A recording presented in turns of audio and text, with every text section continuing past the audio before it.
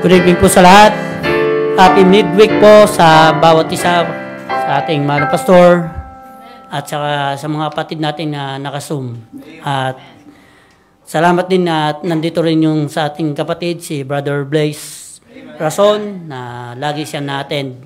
Salamat din po sa buhay ni Richard Rodel na inimbitahan palagi po niya. Inimbitahan ko po kayong magsitayan lahat at pangunahan po natin ang awitin. Tawagin po si Brother Lorenzo. Amen. Are we glad that we are in the house of God? We'll sing near to the heart of God and at Calvary. On the first, ready, sing. There is a place of quiet rest near to the heart of God. A place where sin cannot molest, near to the heart of God. Oh, Jesus, blessed Redeemer, sent from the heart of God. Hold us who wait before Thee, near to the heart of God. There is a place of comfort sweet, near to the heart of God. A place where we our Savior meet, near to the heart of God. Oh, Jesus, blessed Redeemer, sent from the heart of God. Hold us who wait before Thee, near to the heart of God. There is a place of full release, near to the heart of God. A place where ill is joy and peace, near to the heart of God. Oh, Jesus, blessed Redeemer, sent from the heart of God. Hold us who wait before Thee, near to the heart of God. Amen. Let us all put a smile while we sing. Let us sing at Calvary. On the first, ready, sing. Years I spent in vanity and pride, caring not my Lord was crucified. Knowing not it was for me He died on Calvary. Mercy there was great and grace was free. Pardon there was multiplied to me. Bear my burden full of liberty at Calvary. By God's word at last my sin I learned. Then I trembled at the law I'd spurn, till my guilty full imploring turned to Calvary. Mercy there was great and grace was free. Pardon there was multiplied to me. There my burden soul found liberty at Calvary. Now I've given Jesus everything. Now I gladly own Him as my King. Now my raptured soul can only sing of Calvary. Mercy there was great and grace was free. Pardon there was multiplied to me. There my burden soul found liberty at Calvary. Oh, the love that through salvation's plan. Oh, the grace that brought it down to man. Oh, the mighty goal that God did spend at Calvary. Mercy there was great and grace was free. Pardon there was multiplied to me. There my burden soul found liberty at Calvary. Amen.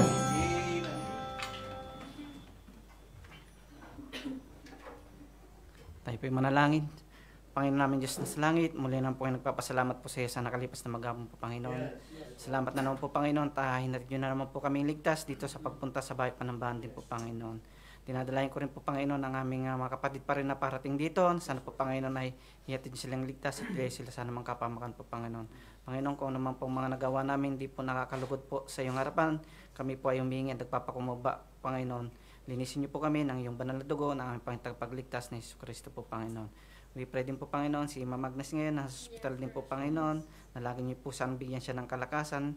Even po si Baby Samuel din po, Panginoon. We pray din po, Panginoon, si Sister Irene sa Pilipinas po, Panginoon. Pagkaingatan niyo po siya at ilayo niyo po sa anumang kapamakan din po, Panginoon. We pray din po, Panginoon, ang mga mensahe na bahagi po ng aming pastor po, Panginoon, ay bigyan niyo po siya ng knowledge and wisdom na nanggagaling po sa iyo po, Panginoon. We pray din po, Panginoon, ang aming internet na gagamitin po, Panginoon. Sana po may maging maayos at protektahan niyo po ang aming kaaway na si Satan din po, Panginoon. Panginoon, sa iyo po na pinagkakatiwala ang gawain namin ngayon. In Jesus' name we pray. Amen. Thank you po, Brother Lorenzo, Brother Rodel. Ngayon po, wala po tayong missionary report. Open po ang mission report. Wala po tayong mission report. Kung gusto nyo pong mag-testimony, open po ang pulpito. Amen. Yung mga pinagpala, pwede pong i-open nyo po sa amin yung mga wala po sa si Brother Jason. Amen.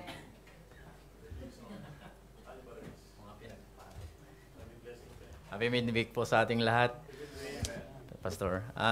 Share ko lang yung nangyari kahapon doon kay Jillian. Papasalamat ako sa Panginoon yung sa protection niya. Kasi kahapon lumabas kaming mag-anak dahil meron kaming appointment doon sa school. Kailangan naming kausapin yung maestra about kay Jaden, ano yung kailangan niya, yung mga dapat na i-prepare para sa pagpasok po nila. So, after nun, ay pumunta po kami doon kay Preacher Joshua. Dinalaw namin siya pero wala siya. Kaya ang kalaunan ay pumunta kami doon, nag-spesa. Naghiwalay po kami ni Sis Dina. Si Sis Dina, pumunta sila doon sa May Chinese at kami naman ni Jillian, pumunta kami doon sa May Itim. So, tapos bigla-bigla na lang, nag-i-spesa ako. Tapos si Jillian, na doon lang naman. Tapos sabi niya, bulyon dari kon mama, sabi niya. Pero no, sabi ko, kasi nga, malayo na yung nanay niya. Tapos, wala na yung mama niya na doon na sa Chinese. Tapos paglingon ko, wala na yung bata. Dali-dali po akong lumabas. Nasa kabilang block na po siya, sa kabilang kanto na. Tapos pabalik na siya umiiyak. Sabi ko, non devi fare kasi. Sabi ko, wag kang alis na hindi ka nagpapalam. Wag kang alis na wala kang kasama. Sabi ko sa kanya. So gulat po talaga ako kasi ang liit ng bata. Tapos wala na lang. Paglinga ko, wala na. So, salamat sa Panginoon dahil walang masamang tao na po pwedeng kumuha sa bata. Kaya salamat sa protection niya. At na rin po, lesson na rin po na talagang all eyes sa mga bata kasi hindi natin alam yung isip ng mga bata. Kaya malikot pa po sila. So, praise God po dahil iningatan po yung bata. Salamat po sa lahat. Thank you po, Brother Jason. Alam ng Panginoon na nandito palagi ang proteksyon. Kung sino po pong gusto mag-testimony ito, si Pastor. Good evening! Minsan gusto ko mag-testimony lang. Ayan, na-miss ko mag-testimony lagi. Most especially kapag iba kasi yung iba yung, alam mo yun, siguro some of you can relate how very exciting, very joyful yung experience ng isang magiging tatay. So, I really thank God kasi si Gab ay parang gusto na lumabas. At in just 2 weeks, nag-gain na siya ng 1.7 kilos na siya. So, napaka ganda po ng mga vital statistics niya, taka yung ng doktor sa kanya, pati yung sukat, pati yung lahat-lahat ng weight niya. Ang problema lang ay talagang hindi ko na sinasabihan ng kick daddy dahil medyo 1 centimeter na lang yung cervix. Tapos, nag-fellowship kami nung nagpunta yung yung Villegas couple and sila Sir Chichi, nagkaroon kami ng fellowship. Pakalis nila, pinalis lang sila. Tapos biglang sumasakit na yung puson ba niya. And then sabi ko, sige, ikaw naman makakaramdam niyan kung dali na natin sa ospital. Kasi parang yung normal ba? Kasi parang pa siya, hesitant pa siya. Tapos nung na-feel niya na parang iba na talaga yung hindi normal yung sakit ba. Hindi siya contraction, hindi yung pinaka So, nagpunta na kami ng mga bandang 11:30 na yata yun, mag-alas 12 na. Doon sa hospital. And then, akala ko, di ko din nala yung yung reading bag. Ang dala lang niya isang charger tsaka isang pantulog. Sabi niya, hindi, makakalabas man tayo. Tapos, pumasok kami sa Pronto Socorro. Sabi niya, dito mo na lang ako daan ng pag-uwi natin. So, okay pa ako. Chill pa. Sabi ko, kasi the following day, may exam din sa prelims. So, sabi ko, lang to, normal lang. Dahil okay naman, nakapagpahinga naman siya. Tapos yun na. So, nung chinek na yung lahat-lahat, malikot naman. Nagmana yata sa kay Tito Jun niya.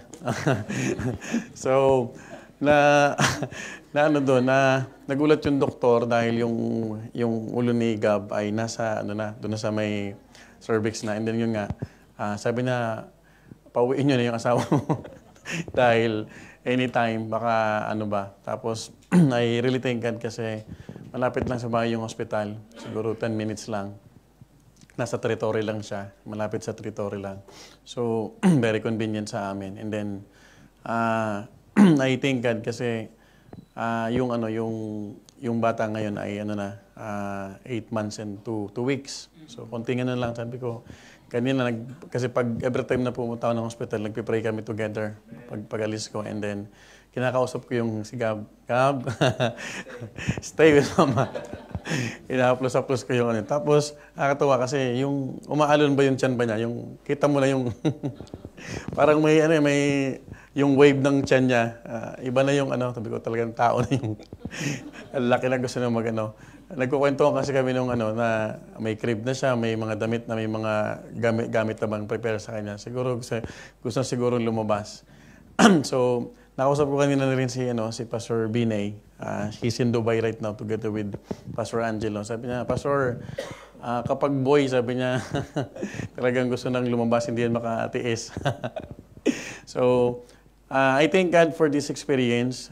Medyo, exciting na may kasamang puyat. So, sabi ka, nagsisimula pa lang, wala pang So, nakakatawa kasi bagong it's I am not complaining, neither murmuring, but I am happy to share to you yung joy ba. Just do pray for my wife. And pag-pray po natin yung ma-extend pa yung bukas malalaman kung makakalabas siya. Kasi yung dalawang dextrose na ang sabi nung ay 84% pwedeng ma-extend ng 2 weeks. Kasi yun yung pinaka-pattern ba. Nung nag-hospital na confine siya, 2 weeks na walang naging problema. So yun yung sa kanya. So mamayang 10 o'clock maubos yun. And then tomorrow by lunchtime siguro malalaman kung pwede siya nang lumabas. Tapos ma-extend pa. Ang prayer lang namin, we just continue to pray na. Siyempre, gusto natin yung full term. Pero it is always in the hands of God kung ano yung kalooban ng Panginoon. Kung talaga gusto niya nang manambahan. So, please do pray for my wife. Medyo yung huling medyo na lang siya, tas nag-alala siya dahil parang may bleeding na, may spot na So, mga vital signs na talagang So, just do pray for for my wife and to our baby na hangga't maaari ang desire namin siyempre of course yung kahit matapos niya yung September 30 or else I already ask our brethren, mamimili na sila kung missionary o preacher. Baka sa Malta ay hindi ako makasama. So let's continue to pray for the perfect will of God kung ano man yung and I know God has always a perfect timing. And kung ano man ang kalooban ng Panginoon, let it be. And ang ano ko lang, ang prayer ko lang lagi, basta healthy yung bata. So, yun lang po yung gusto ko pong i-share sa inyo. Thank you for the prayers and for the love and for the support for our family. And let's continue to pray also for Sister Irene kasi nagsisimula na siyang actually nanonood yata siya ngayon. Naglilihi na, pinaglilihan niya si Brother Sagani. So, baka humabol pa si Brother Rodel Joaquin. Ayan. Sige po. So, do pray for every one of us and for the safety, for the protection, and also, kung napapansin nyo, medyo malamig na yung lumalamig na. Please be aware na maging konting ingat, no? Kasi sa umaga, medyo tanghali lang, tapos sa hapon, pag pauwi na yung mga estudyante, pagbaunin natin ng mga cardigan man lang para protection sa kanila. So, yun lang po, and do pray for our brethren from our outreaches, especially yung Norway brethren, no? They are really in need ng encouragement at the same time kung ano yung kalooban ng Panginoon sa outreach natin sa kanila. So, yun lang po, and God bless you all. Thank you po, Pastor. At kahapon po, binabalik ko po rin po yung papurit ko. Salamat kayo sa Panginoon. Dahil si Irene nagpa-check up na po. Pagdating po dito, another check up po. Sino po pong gusto? Sis Chris. Hindi po ako buntis. Sorry po. Hindi po. Gusto ko lang po magpasalamat sa Panginoon kasi last Sunday po ay naging, ewan ko, takot po talaga ang pumunta nung Sunday kasi it was my first time po na magturo sa mga bata. Hindi siya madali kasi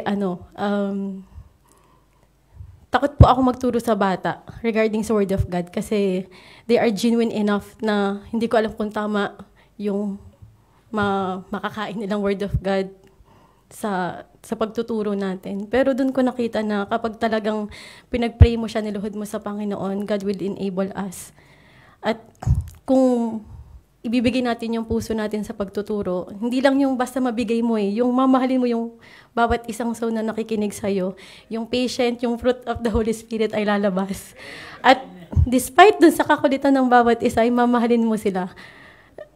Dahil naging bata din tayo Baka nga mas makulit pa ako sa kanila nung bata ako. And kahit ngayon. And yun po, nagpapasalamat ako dahil hindi pala madali maging teacher. Kasi you will, prima dapat makita sa atin kung ano yung tinuturo natin. And isa sa challenges doon ay yung hindi ka makapakinig ng Sunday School. Na-miss ko talaga. Kaya yung mga nandito, please, makinig po kayo ng Sunday School. Na-miss ko siya. And I also praise God dahil dun sa natapos na meeting with the parents.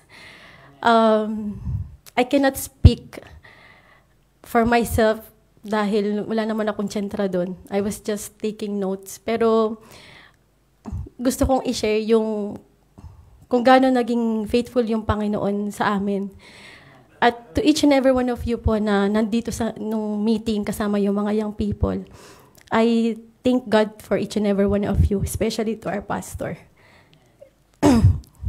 Nakita ko yung pagmamahal nyo.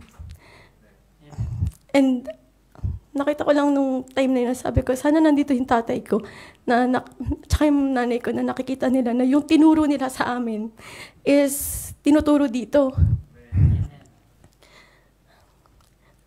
Doon po sa mga parents na nandito, bilang isang anak po, kasi ayoko magsalita that time dahil I once spoke to someone po regarding sa anak niya and ang naibalik lang sa akin hindi ko naiintindihan yung ginagawa niya dahil hindi pa ako nanay. Kaya alam natin that the pulpit is very,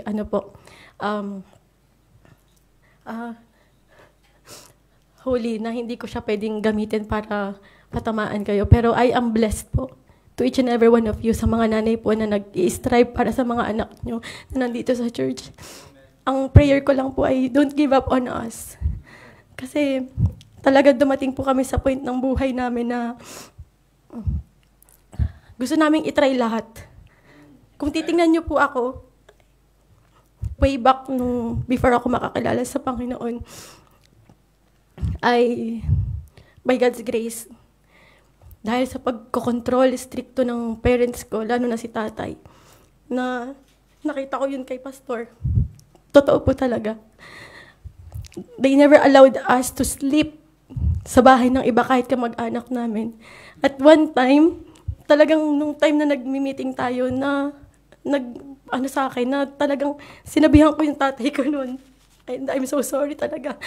Na bakit napaka-demonyo mo? Kasi hindi mo kami inaalaw na mag-enjoy. Bakit kailangan lalaki na lang? Wala kaming cellphone. Nag-cellphone ako 18 years old.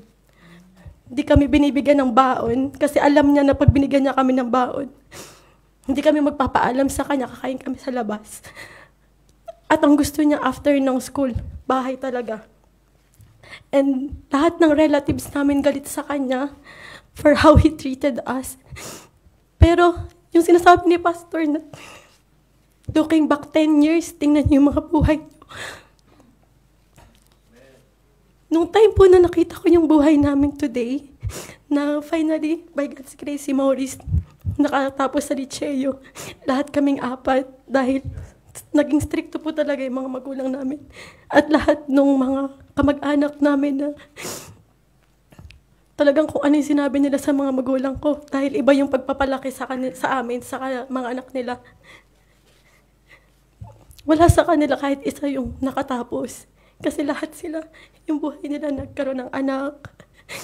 And nung time na nagalit si Pastor ng Sunday, ramdam ko, hindi na po ako makaimik kasi wala akong anak. I cannot share something na, pero naniniwala po ako na sa mga students, akala nyo lang po, madali sa mga magulang natin, pero ramdam ko sila.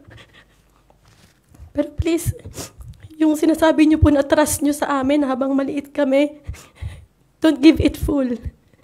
Kasi ay, mga bata kami na we will commit mistake. Pero kapag kayo po yung nagsawang magpaalala sa amin, yun yung point na hihingi kami ng advice sa mga kamag-anak namin or friends namin na mali din ang ituturo sa amin. Kaya please, kahit anong tigas ng ulo namin, kayo po yung unang tao na dapat hindi mag-give up sa amin. And nung time na gusto kong magsulat kay Pastor kaso gusto kong i-share sa inyo na naging blessing po sa aking meeting. Yung totoo po ay tinatamad po talaga akong umattend. Kasi sabi ko, anong gagawin ko? Wala naman akong anak. Pero naging blessing sa akin. Kasi ako'y nagpapasalamat sa Panginoon kasi dito ko nakita na tama yung church. Tama yung church na meron tayo. Kung alam lang ng mga magulang ko yung meron tayo, kinaladkad ko na siguro sila dito. Pero testimony po, lamanan tayo ng testimony. Kahit anong i-share ko sa kanila, kung hindi makita sa atin, sa amin, yung testimony na meron sa biyahe ng Panginoon, hindi namin sila maaakay.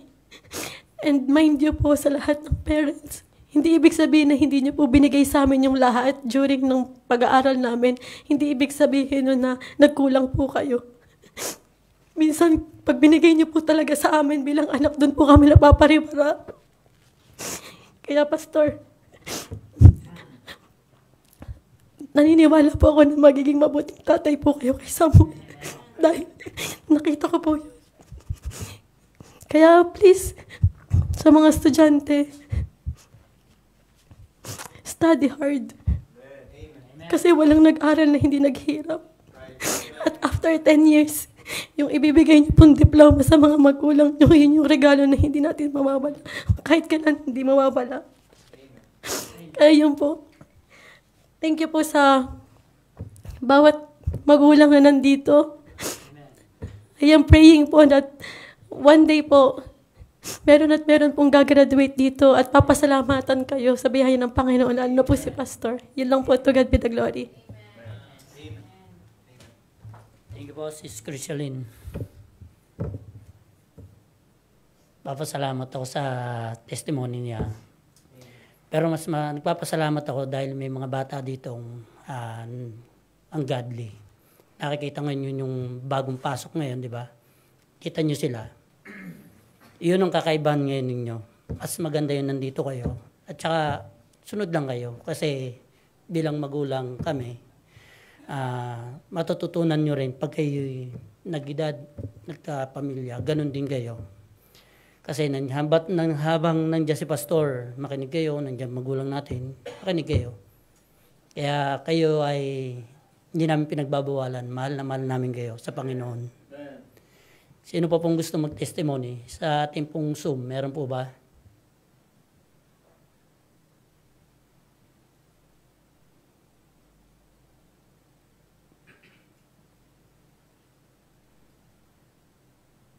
Meron po? Wala po. Sa on-site po, meron po ba? Kumusta naman yung pasok ng mga bata? Sarap pumasok, no? Alam nyo ito, yung natututunan ko. Naiwanan ako na si Siren. Bagay ko lang ulit. Naging ina, ama, isang katawan, pero biyaya ng Panginoon, napapagkayanan. Yun po yung tunay na anak ng Panginoon. Papasalamat ako kay Pastor kahapon at saka kay Pitcher Noli. Tumawag sila. Si Pitcher Noli nag-open sa akin. Siguro kung di raw po ako mananampalataya, baka kung ano. Pero talaga sa tuong buhay po, ng 2000, August 16, na nahanap namin church na to, balik ko lang po talaga. Sinumpa ko na po talaga yung alak. Hindi ako titikim niyan, kahit konti. Yung mga kumpare ko, mga sabi sa akin, wala na akong time. Sabi ko, may time ako. May time sa lahat. May time ako sa Panginoon. May time ako sa pamilya. Pero sa mga ganyang makamundong bagay, wala na akong time. Mas masarap maglingkod sa Panginoon. Sa totoo lang, 100% na yung aking katawan, malinis na malinis. Kahit kunting tikim na ganun. Wala. Pero meron akong nakatikim, vitamin C. Coke lang yun. Yun lang po yung meron. Pero yung alak, wala po. Meron pa po ba magte-testimony? Ano po? Handa po natin ang ating mga puso sa pakikinig po ng awitin po ng ating isang Pitcher Sai. Kung ready na po siya, tawagin po siya sa pulpito.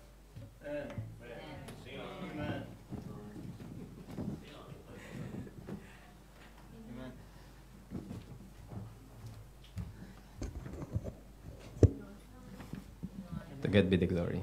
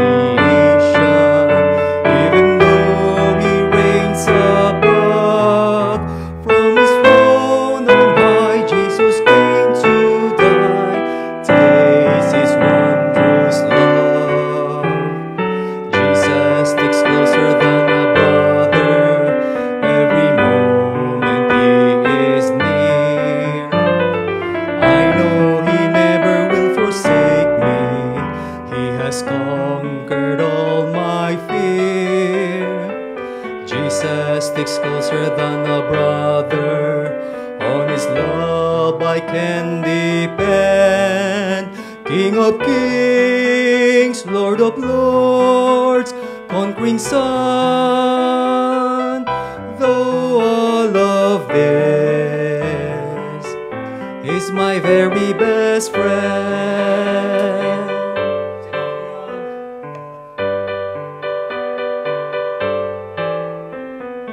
Glory to the Savior, all my praise shall be to Christ alone. He is my foundation, He's my rock, and He's my cornerstone. Like a mighty fortress, He is evermore the same. Yet He died for me on Mount Calvary. Now I bear His name. Jesus sticks closer than a brother. Every moment He is near. I know He never will forsake me. He has conquered all my fear. Jesus sticks closer than a brother. On His love I can depend.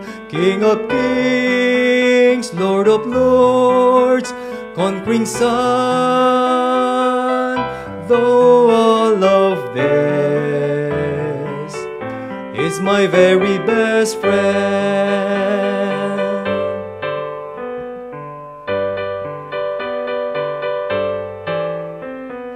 Jesus Christ is holy, fall in worship at His wounded feet. Jesus Christ is worthy, He has died, redemption is complete. Judas, mighty lion, all the world's redeeming lamb. Jesus bore my pain, on the cross was laid. Christ the great I am. Jesus sticks closer than a brother. Every moment He is near. I know He never will forsake me. He has conquered all my fear. Jesus sticks closer than a brother. On His love I can depend. King of kings, Lord of lords, conquering Son. Though all of this is my very best friend. He's my very best friend. He's my very best friend. He's my very best friend. To God be the glory. Praise God po sa buhay ni Picture Size. Sa awitin pong ito, sana po inihanda natin ang ating mga puso upang makakinig ng salita ng Panginoon. Tawagin ko po ang ating mahal na pastor, Pastor Omar Monte.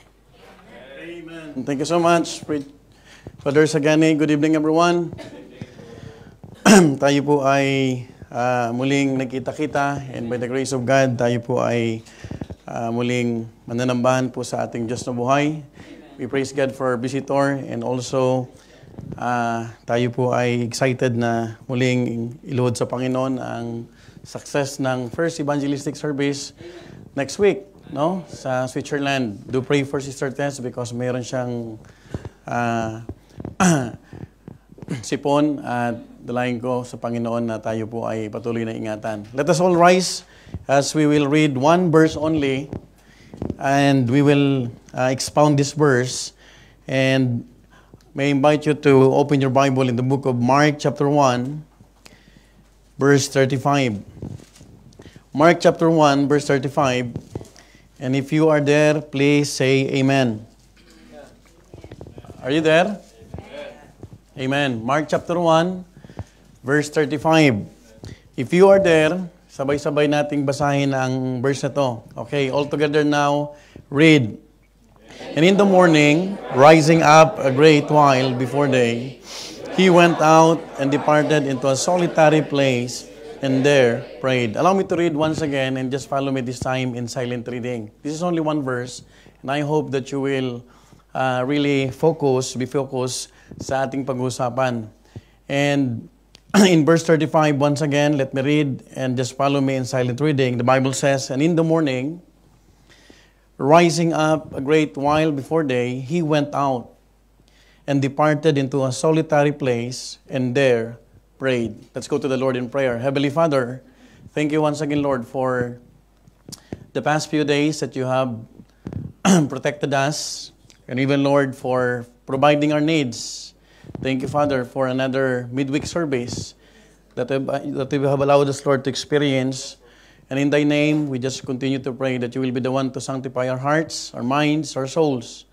And if there's any sins, Lord, na aming nagawa, Panginoon, na maaaring maging hadlang sa aming pananambahan po sa inyo, O God, mula po sa akin, even, Lord, to my brethren, even, Lord, to our brethren who are following us through live streaming, we just pray, Lord, that you will be the one to sanctify our hearts through the blood of our Lord Jesus Christ. And forgive us, O God, because we cannot please you, we cannot worship you in spirit and truth, having sins, having burden in our hearts as we continue to entrust all sa lahat ng aming mga nasa loobin, Panginoon. Salamat po, Panginoon, sa gabing ito na muli, Panginoon, kami po ay binigyan ng pagkakataon na makapag-aral, buksan ang iyong mga salita. Hayaan niyo po, Panginoon, na malaya pong kumilos ang banal na Espiritu. Thank you also, Lord, for our visitor tonight. May you be the one to speak to each and every one of us as we continue to claim that you will be the one to bless our soul and meet our needs as we entrust everything to you, Lord, in the mighty name of our Lord Jesus Christ. Amen and amen. Please be seated.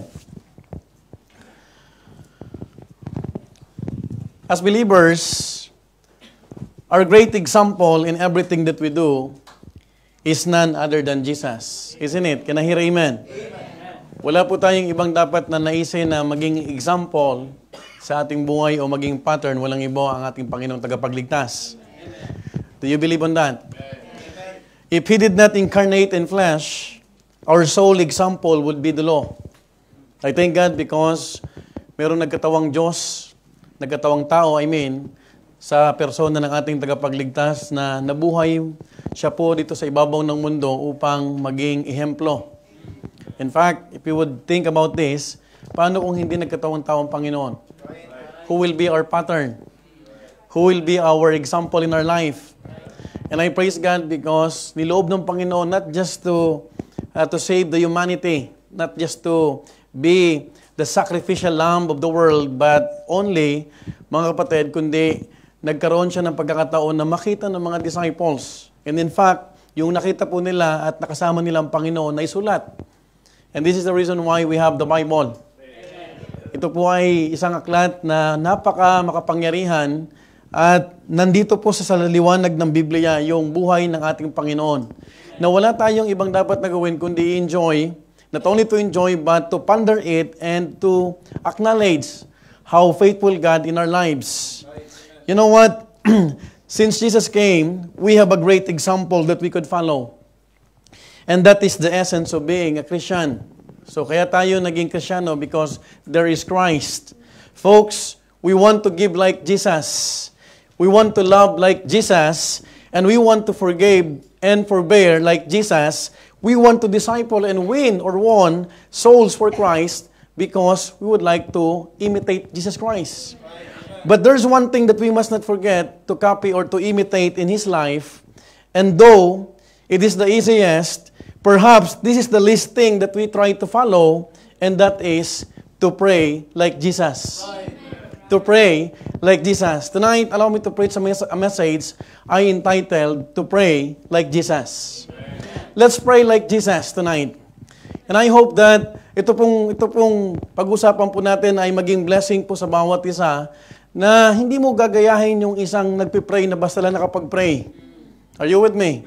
Hindi mo gagayahin yung isang Kristiyano na hindi nagpe-prayer meeting. But you will follow the Lord Jesus Christ because indeed, yung lahat ng ginawa niya na isulat sa Biblia. And I hope na hindi lang po lahat yung mga binanggit ko kanina, kundi we will imitate, we will copy how the Lord Jesus Christ prayed. Now, again, the title of the message tonight, to pray like Jesus. Brethren, as we discuss this lesson tonight, let us look at His passion, His discipline, and His persuasion in His prayer life. And I hope, mga kapatid ko, that we will get some important points from it that we could apply in our life. So this time, we will be talking about what we should possess to pray like Jesus. Ano ang dapat makuha at makita natin sa buhay na to para makapag-pray po tayo katulad ng ating Panginoon. Your perfect example is not your pastor. Our perfect example is the Lord Jesus Christ. Amen. Now, what we should possess to pray like Him? Number one, let's talk about the urgency. The urgency. Look at what the Bible says in our text in Mark chapter 1, verse 35. The first phrase in this verse, it tells us, and in the morning, rising up a great while before day, He went out and departed into a solitary place, and there, anong ginawa niya? Prayed. Folks, I want you to focus in the first phrase and in the morning. Now, if there's a person who was the reason to, or excuse not to pray in the morning, is the Lord Jesus Christ. Why? He's a very busy person. Hello? Again, let me repeat this statement. If there's only one person in this world and has the reason or excuse not to pray in the morning, is no other than the Lord Jesus Christ. Why? He's a very busy person. Now, if you would think about this verse, and in the morning, my question is, what time in the morning do you think Jesus Christ woke up just to pray? Kasi in the morning. Tama po ba? And the answer is in this particular phrase also. The phrase in the morning in verse 35 is derived from the Greek word proe. Proe, which means early in the morning, the fourth watch in the night. The fourth watch in the night, it speaks about from 3 o'clock in the morning until 6 o'clock approximately. Sino sa atin ang gumigising ng alas 3 para lang mag-pray? Hello? Are you with me? You would understand, mga kapatid, that even the Lord Jesus Christ is a very busy person. He was giving time, mga kapatid, to pray very early in the morning while it was dark. Madilim pa. Yung iba sa inyo ay naghihilik pa. Are you listening? Now, let us be reminded that before we reach verse 35 in this particular chapter, let us be reminded that after a long day of healing and casting out many devils from the people that were brought upon Him, He still managed to wake up early in the morning for the following day just to pray. Amen. Look at what the Bible says in Mark chapter 1, verse 32 to 34. Now, if you would follow me in silent reading, you would notice, kapatid, his activity. How busy he is, and nakuha pa niyang mamanage yung oras na magumising sa susunod na araw, sa susunod na umaga, para lang mag-pray. In Mark chapter 1, verse 32 to 34, Bible says, and at even, when the sun did set, gabi na, hapon na to, they brought unto Him all that were diseased, and them that were possessed with devils. Take note, it is plural. Right, amen. And all the city was gathered together at the door, and He healed not some, not few, but many that were sick of divers. Take note, I want you to notice this verse. And divers diseases, and cast out many devils, and suffered or permitted not the devils to speak, because they knew Him. Look at His activity. Alam mo, doktor, kapatid, pag marami ng pasyente, mainit ng ulo. I've been working in a hospital for 14 years. I know what I'm saying. Kaya nga sa pronto socorso, pag medyo pahapon na, ang mga masusungit na. But if you will notice, kapatid, hindi naging masungit ang Panginoon. If there's a one person, kapatid, in this world na magsasabing pagod na ako at hindi na ako makapag-pray, ako yon. Because Jesus Christ is not only 100% man, but He is also 100% God. But let me remind you, He even gave time to pray. Not only, kapatid, in His inconvenient time, but even early in the morning. Now, you would notice, kapatid, He's a very busy person, as I've said. He's engaged, He's diligent, He's occupied working for His Father's business. Are you listening? Folks, you know what? When we say the book of Mark or the Gospel of Mark, it speaks about a busy book.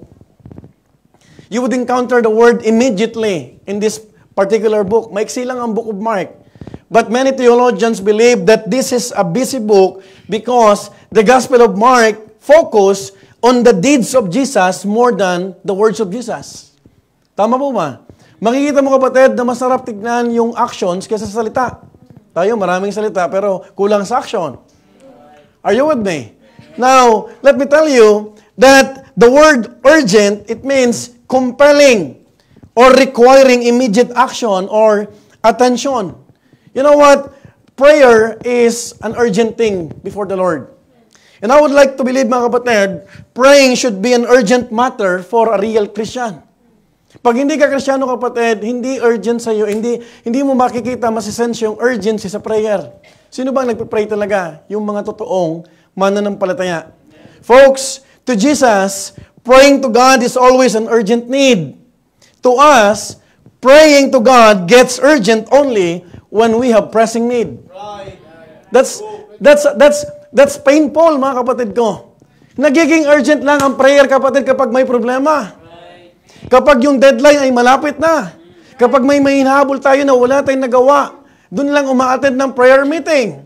Doon lang nagkakaroon ng netawag na time para makapag-pray. But listen to this, mga kapatid. To Jesus, praying to God, mga kapatid, is always an urgent need. But to us, sometimes or many times, to God, mga kapatid, gets urgent only when we are having pressing needs. I hope, kapatid, hindi po tayo ganon. Tama po ba? Na pag may kailangan lang, kapatid, ay doon lang magpipray. You know what, mga kapatid? Prayer is an attitude. Our attitude in prayer must have daily urgency and not daily delays. Hello? Don't delay your prayers. I hope and pray that lahat po tayo, kapatid, matutunan natin, kapatid, na early in the morning nagpipray na po tayo. Are you with me? Make it an urgent task, mga kapatid. And the Bible tells in Psalms 5, chapter 5, verse 3, look at this psalmist, kapatid. Ang sabi ng Bible, "My voice shalt thou hear in the morning, O Lord. In the morning will I direct my prayer unto thee." And what? And will look up. And will look up. You know, kapatid, kahit anong bigat ng problema mo, if you will commit thy works early in the morning before the Lord, nagiging magaan. Listen to me, believe me or not. Kung ito ay hindi mo pa na-experience, kapatid, you wake up early in the morning and give time to prayer, mga kapatid ko. If we are desiring to have a successful prayer life, we should start it early in the morning. May I repeat? If you are desiring to have a victorious prayer life, start it during early in the morning. Why? Because whether you believe it or not, there is a great battle in our spiritual life that we must overcome every day. Hindi every week, but in every day. You know what? If we are not prepared to face it because we lack prayer in the morning, let me assure you that you wouldn't be able to pray well in the evening. Imposible eh. Why? Kung hindi tayo makapagbigay ng panahon sa umaga para manalangin na hindi pa pagod ang katawan mo, mga kapatid ko, paano pa kaya paggabi na halos ubos na ating mga lakas sa kakatrabaho? It is impossible. Don't fool me. Don't fool yourself.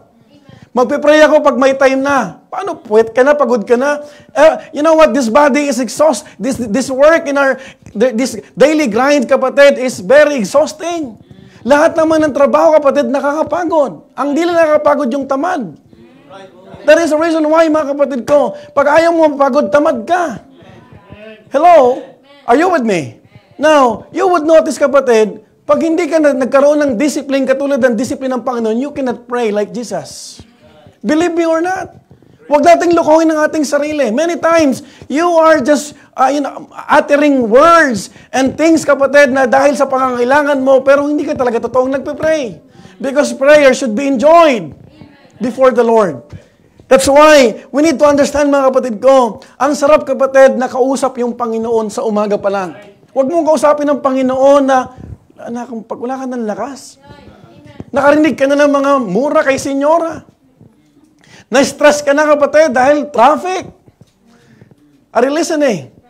merong tinatawag na perfect start sa pananalangin. And it should be early in the morning.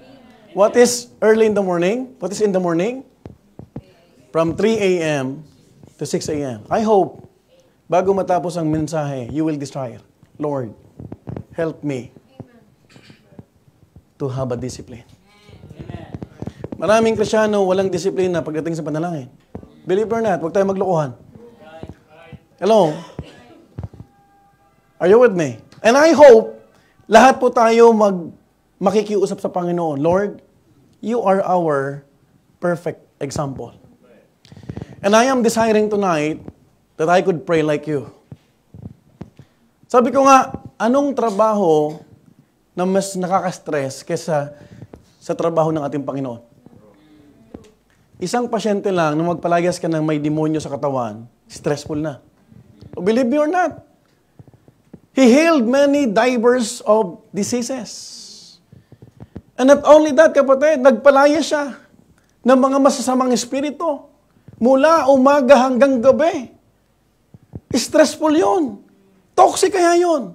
Biruin mo, kapatid, He didn't even permitted or allowed the devils to speak.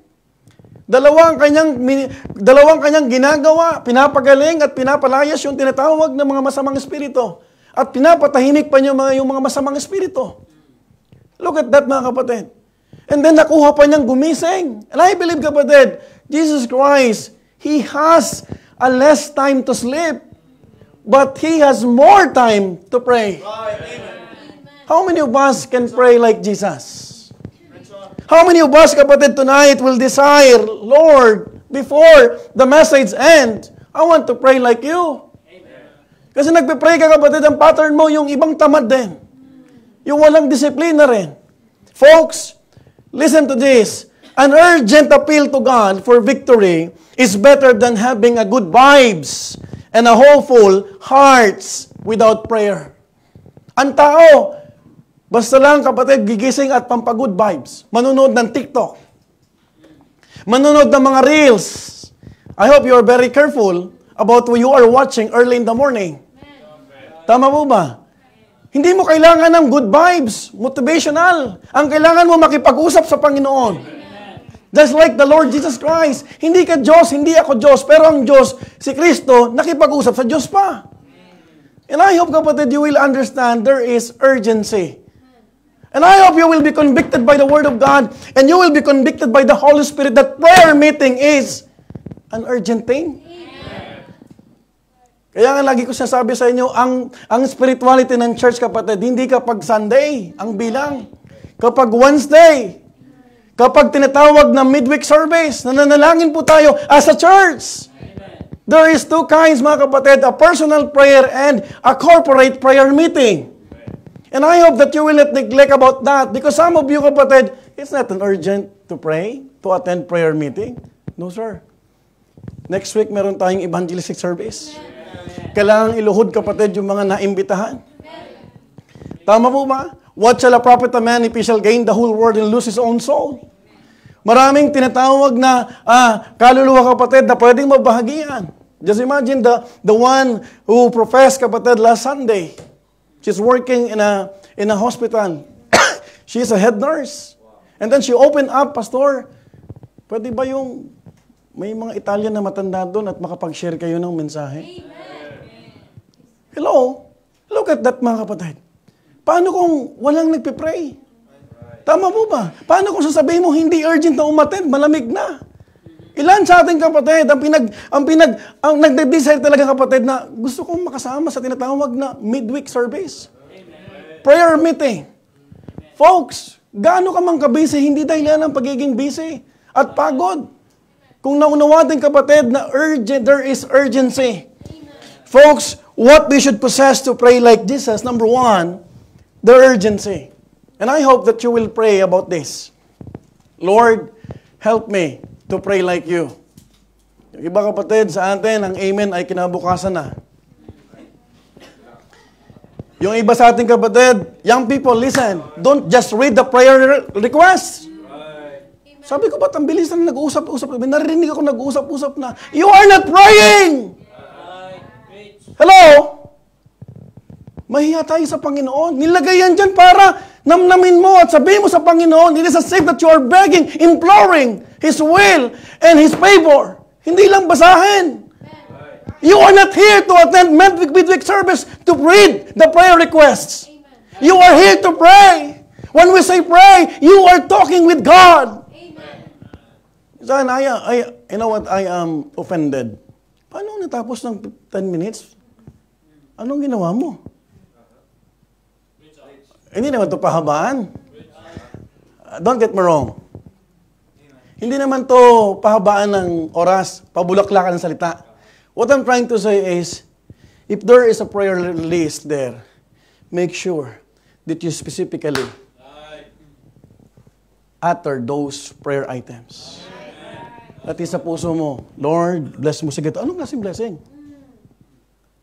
Lord, ingatan mo. That's general. Tama mo ba?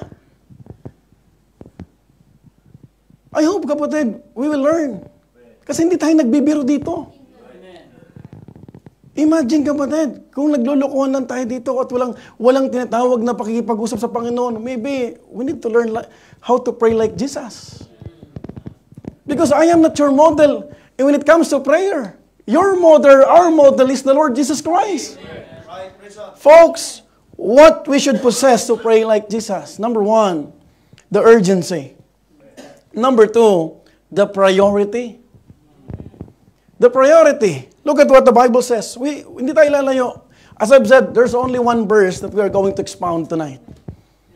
The Bible says again, look at the Bible says, and in the morning, rising up a great while before day, he went out and departed into a solitary place, and there prayed. I want you to notice the phrase next to in the morning. Rising up a great while before day. And he, what happened? Went out. Folks, the Bible is silent about what Jesus prayed for in this particular passage. But the most important thing is that praying was his priority. Pinag-aralan ko, kapatid, in the cross-reference, kung meron man kapatid sa Matthew or Luke or John, kung ano yung specific na prayer ng Panginoon, walang sinabi ang Bible. So the Bible is silent. But there's one thing, and definitely sure, prayer is his priority. Tama po ba? Now, I want you to understand that Jesus' daily pressures and ministries did not hinder him not to do his prayer time as his priority. Walang ministry na meron ka at walang gawain na para maging hadlang para hindi ka makapag-pray. Huwag mong gawing scapegoat or alibis. Kaya ako hindi nakapag-pray kasi na-busy ako sa ministry. Folks, priority means highest importance. First concern. Why? Because the effort that he put through to rise up a great while means prayer is his priority. You know what? Sinabi ko na kanina, kapatid, kulang ang tulog ng Panginoon pero marami siyang oras para mag-pray. Pero sa atin, baliktad. Marami tayong tulog pero minsan wala kang prayer. Hello? Are you with me? Parents, you pray hard for your children. I hope that if you are desiring that your kids will be obedient, the question is, are you also obedient? That you pray hard for them? Nagigising ka ba, kapatid, para iluhod lang yung anak mo? We have the responsibility. Sometimes it is unfair. For many parents, kapatid, why? Because you want your kids to become obedient, prayerful, faithful, but you are not faithful to what God is telling you. That's the problem. Tama po ba? Makikita mo, kapatid, yung priority ng Panginoon, that is his first concern. Bago siya lumabas, the effort that he put through, kapatid, again, to rise up a great while means prayer is his priority. And I would like to believe, mga kapatid ko, Jesus faced and won his battles and prayers even before facing the battlefield. Huwag kang lalabas na hindi ka protected. Huwag kang magsusulwining na karnal ka. Huwag kang magpipretend na you have a ministry You have various of ministries, plural, na hindi ka handa. You are dealing, kapatid, with the soul na nakikipaglaban ka, kapatid. Kahit sa laman mo, ayaw mo naman talaga magsuluwining. At napakahirap na struggle ng isang mananampalataya, yung manalangin. Gigising ka ng umaga, alas 3 para mag-pray. Look at that. Mga kapatid, let's be honest. Di ba mahirap, kapatid? But if that is your priority, hindi nagiging mahirap. Folks, pakikita mo, kapatid, I would like to ask you this question, what is your first priority in the morning? Ilan sa ating kapatid, ang priority pag umaga, yung manalangin? My question is, what is your first priority in the morning? Checking notifications? Checking messages? Preparing for work? Waking up your children?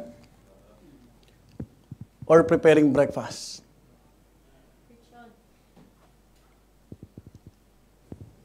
Kapatid, the first thing that you do the moment you open your eyes says a lot about your priority in life. Right. Amen. Rich. Oh, amen. Kung hindi mo priority ang Panginoon, hindi ka rin niya priority. Hello? Don't expect that God will prioritize you. Sometimes even you are not faithful, God is protecting you. Who among us can raise for your right hand? Pastor, I woke up early in the morning, 3 o'clock just to pray. So if you are desiring to pray like Jesus, you ought to learn not only urgency, but priority. Pag hindi mo priority ang prayer, someone said, a prayerless Christian is a powerless Christian. But I will add on that. A prayerless Christian is a pointless Christian. Wala naman sa isa yung buhay mo. At ang araw mo pag walang prayer na eh. Kasi kung ano na lang magawa mo, yun na yun. And you will persuade yourself. Papaniwalain mo sa sarili mo, busy ako ngayon eh. Pero tanong, it's not about business. It's all about fruitfulness. Right. Hindi ka fruitful at productive kasi hindi ka nag-pray. Hindi mo kinumit yung buhay mo. Tama? Students, sa ating mga young people, commit thy works. Umagang-umaga, Lord, help me, Lord. Pagdating ng school, marami akong nakikitang hindi ka kanais-nais. That's why parents, you should bring your kids here.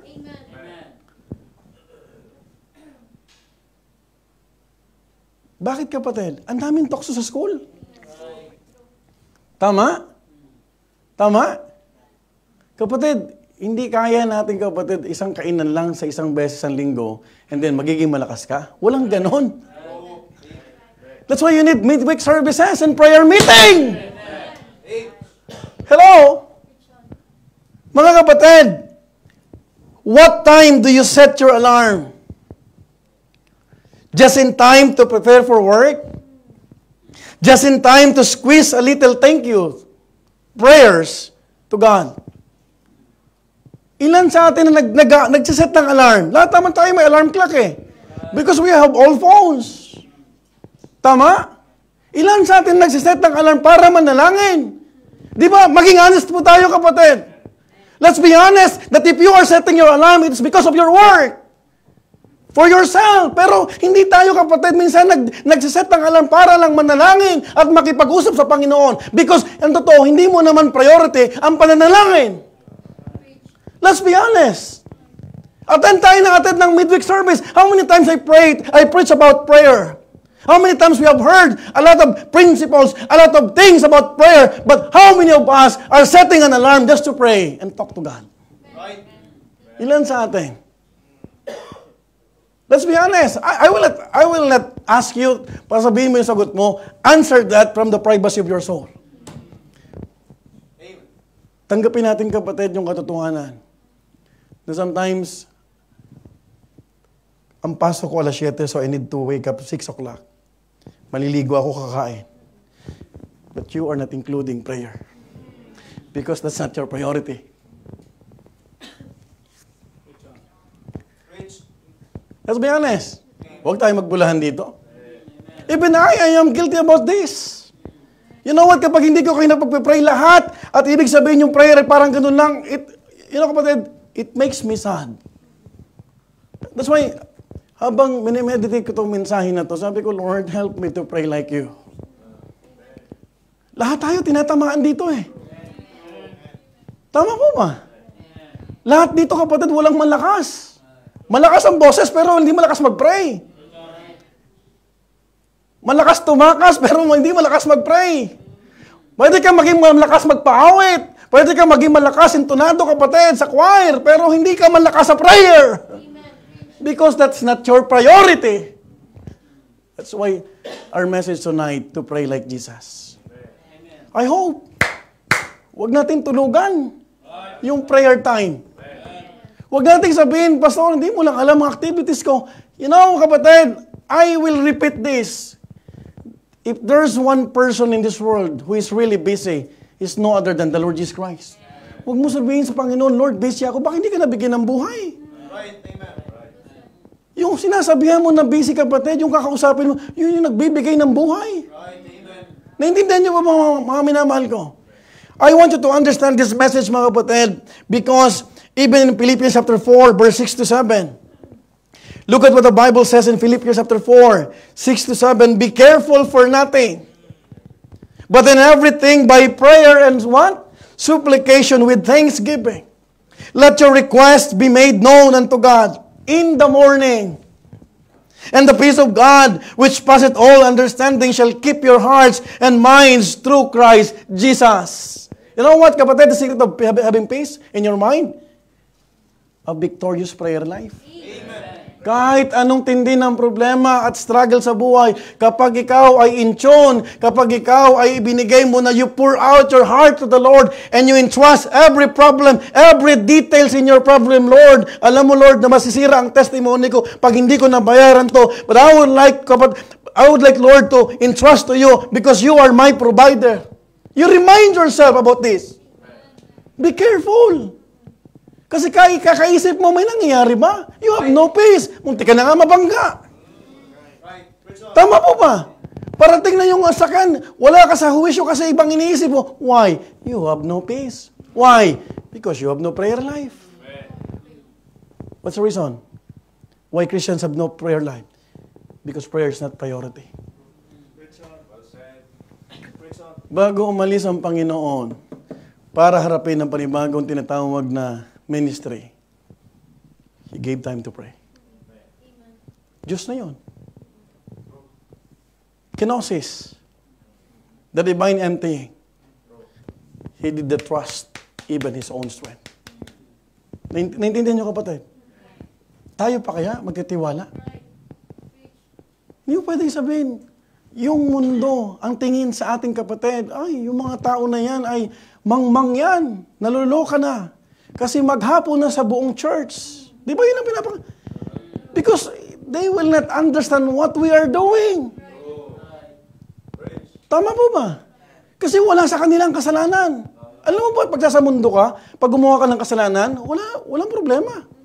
No issue. Live-in, adultery, fornication, there's no issue.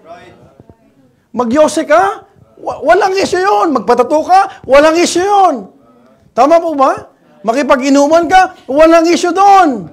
Magdamit ka kung ano-ano. Kaya ang kapatid, nakakalungkot, mananampalataya na. Ang damit pang sanlibutan pa. You would understand, ba't ganun? Because that's not their priority.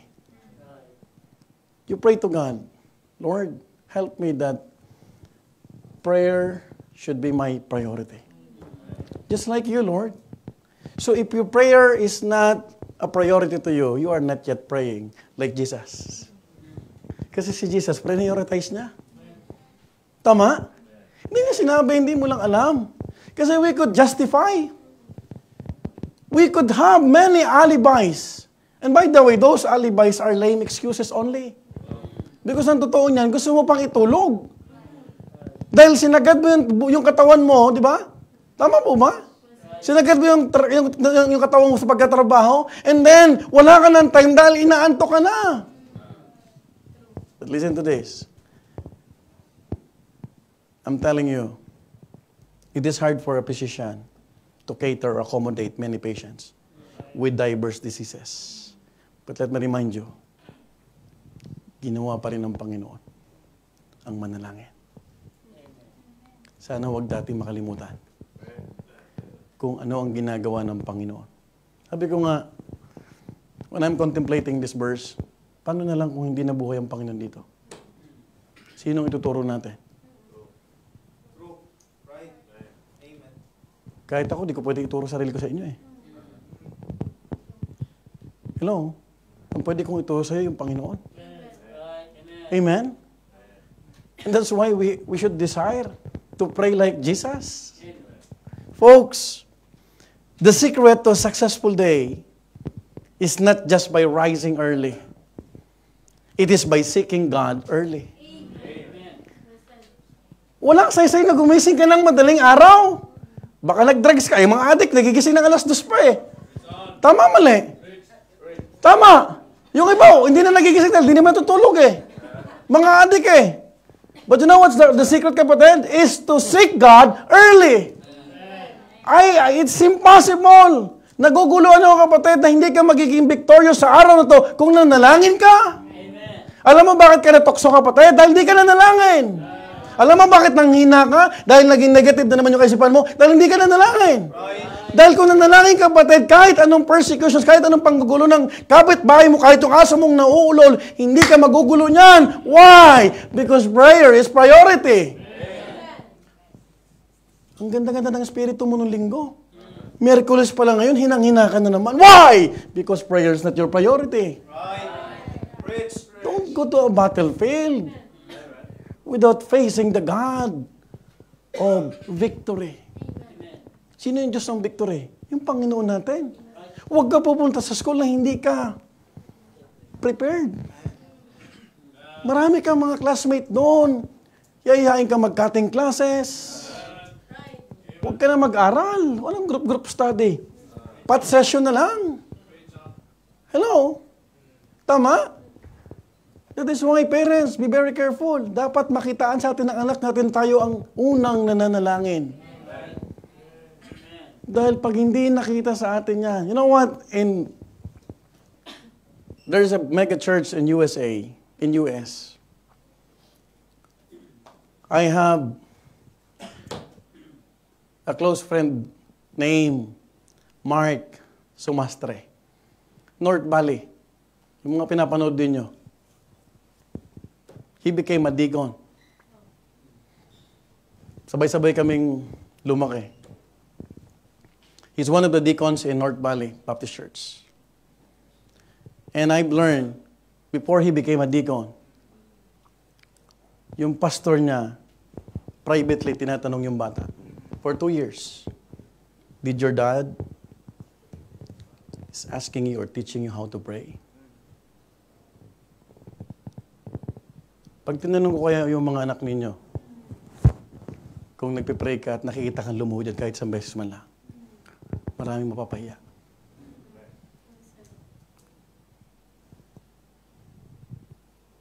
O ilang beses mo nakita ang tatay mo nanonood ng cellphone. Hindi mo naman kailangan mag-cellphone para mag-pray. You cannot justify it. Nak, nagpe-pray ako. Nagpe-pray bang nanonood? That's foolishness. Alam mo ba yung mga bata, matatalino rin? Alam mo ba, minsan kapatid, magiging aminin ko sa inyo, pag may gusto akong malaman sa inyo, tinatanong ko mga anak ninyo. Kasi ang bata, pag sinagtanong mo, kung ano yung nakita, yun yun. Amen. Hindi kanya papaikutin. Hello? Do you still remember what the Lord Jesus Christ said? Unless maging bata ka. Are you listening? Masarap, kapatid, i-prioritize yung prayer. Kapag prioritize mo yan, walang dahilan para hindi ka magtagumpay sa buhay Kristiyano mo. Believe me or not, the secret of the Lord Jesus Christ is prayer. You want to unlock His secret, andito na. Ang daming persecutions na kinaharap niya. Ang daming niya, kapatid, gustong bumato. Ang daming gustong pumatay kay Kristo, kapatid, but he still managed to forgive them.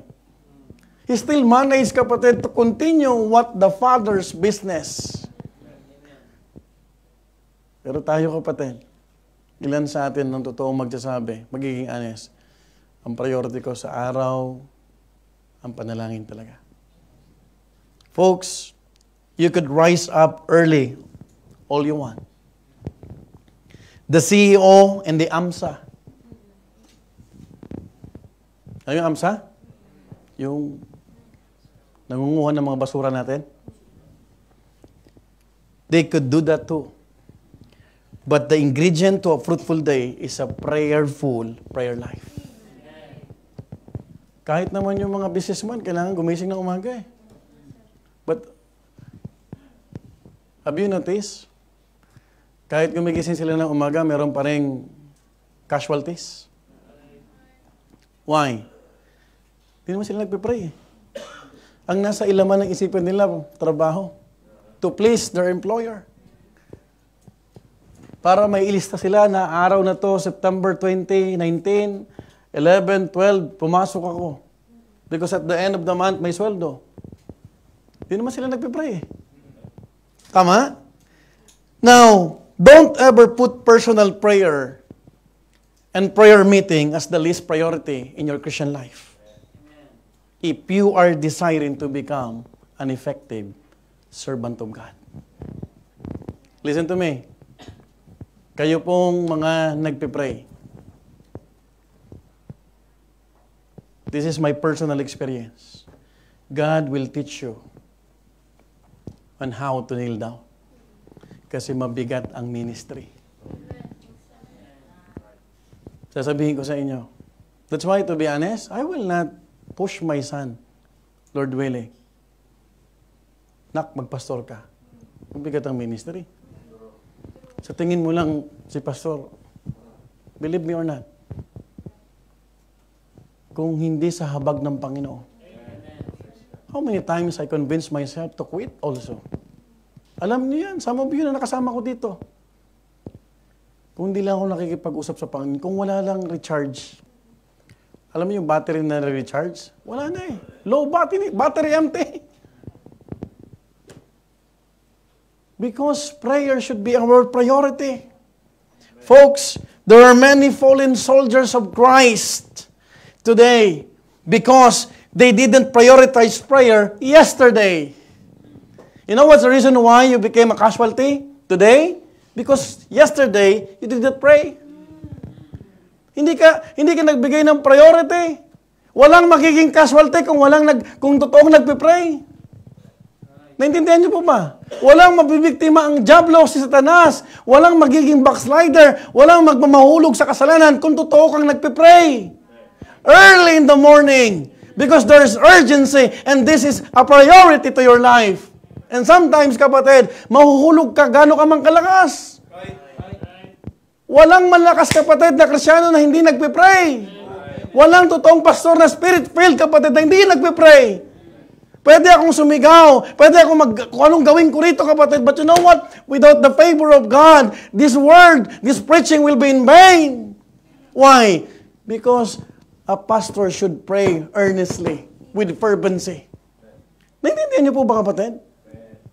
And I am encouraging you to pray like Jesus. Kasi yung Panginoon, kapatid, ginawa niyang top priority. And I hope, kapatid, before we end, lahat tayo magdi-desire, Lord, bukas ng umaga, gigising ako para mag-pray lang. Kung ang dating gising mo alas 7, Lord, I just realized, Lord, gigising ako 6 o'clock para lang mag-pray. Papasok ako, titignan ko yung gamit ko, iayos ko yung gamit ko, and I want to enjoy my prayer time. Alam mo ba sa umagang prayer time, ang ganda makipag-usap Panginoon? Kasi wala pang magulo. Tulog pa ang mga bubuyog. Kahit yung mga aso tulog pa.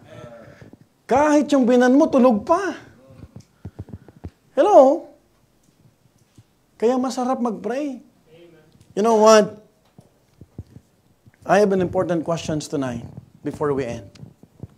Who among us will pray like Jesus and rise up a great while before we start our today? Ilan sa atin? Yung bawat araw, kapatid, na darating, bago magsimula,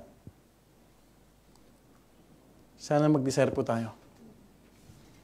Who among us will alarm an hour before we start our day to talk God in prayer? Yung magsiset ka ng alarm? Amen? Meron tayong daily routine. Pastor, pambira naman, an hour before, yun, tutulog ko na lang.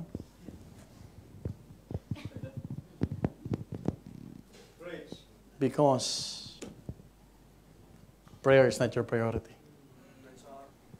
So therefore, you cannot pray like Jesus.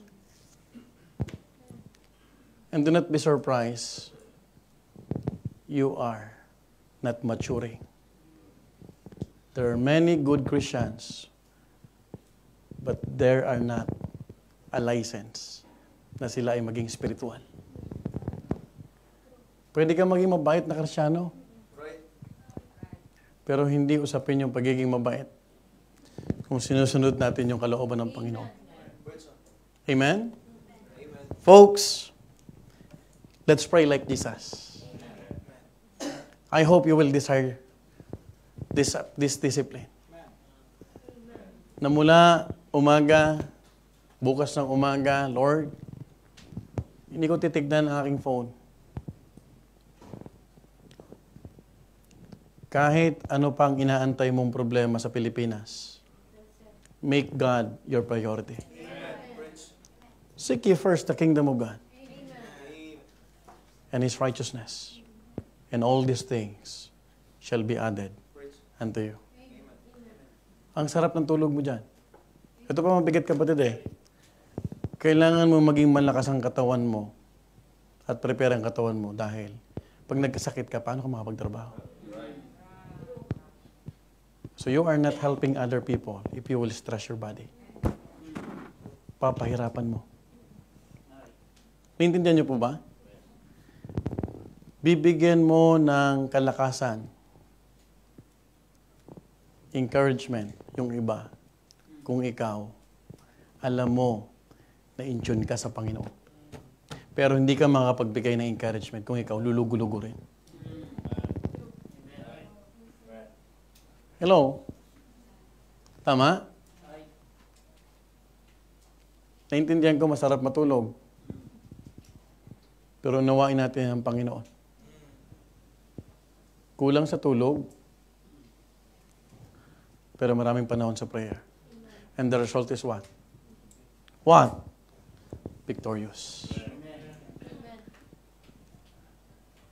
Anong saysay na marami kang tulog? Marami ka namang kasalanan. Right?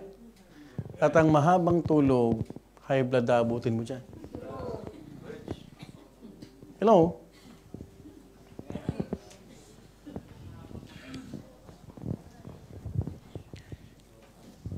What we should possess to pray like Jesus. Number one, the urgency. Are you still there? Amen. Are you still with me? Amen. The priority. And thirdly, the intimacy. The intimacy. The word intimate means associated in close personal relationship. Dikit kayo ng Panginoon. In Mark chapter 1, verse 35, and in the morning, rising up a great while before day, he went out. I want you to notice the last phrase. And departed into a solitary place. And there, prayed. Ang ganda ng umaga. Kay ganda ng umaga. Diba?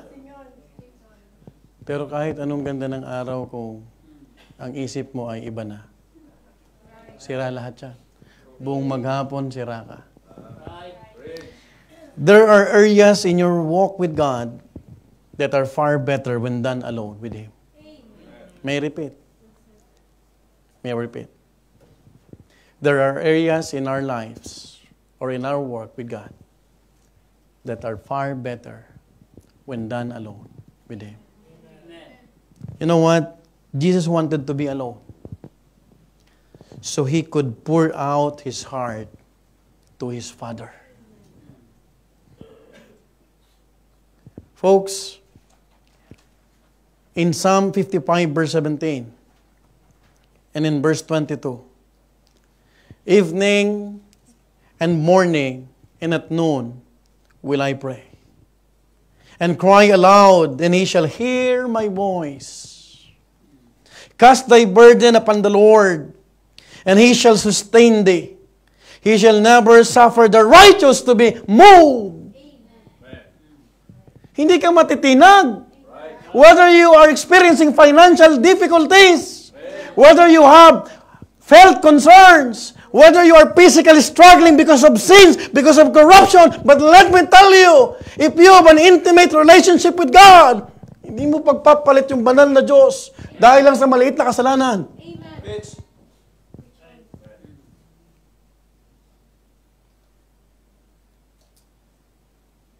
We don't want to count casualties in this church. We love to count more souls getting saved and be baptized. You know what's the secret? Prayer. Prayer.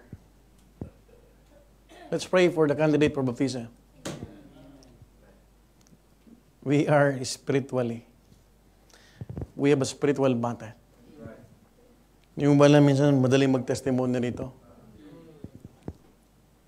Nasaan? That's why we need to pray. So sabihin mo sa akin kung hindi mahalaga ang prayer meeting. Sabihin mo sa akin, makasarili ka kung hindi mo nakikita na napakahalaga ba na pinagkakaisahan natin ng pananalangin. That's why I do believe with all my heart, kapag Kristiyano ka na hindi ka umatid ng midweek service at prayer meeting, carnal ka! You are carnal! Why? Because if you are a spiritual person or believer, you will have concern about souls, about the welfare of the church.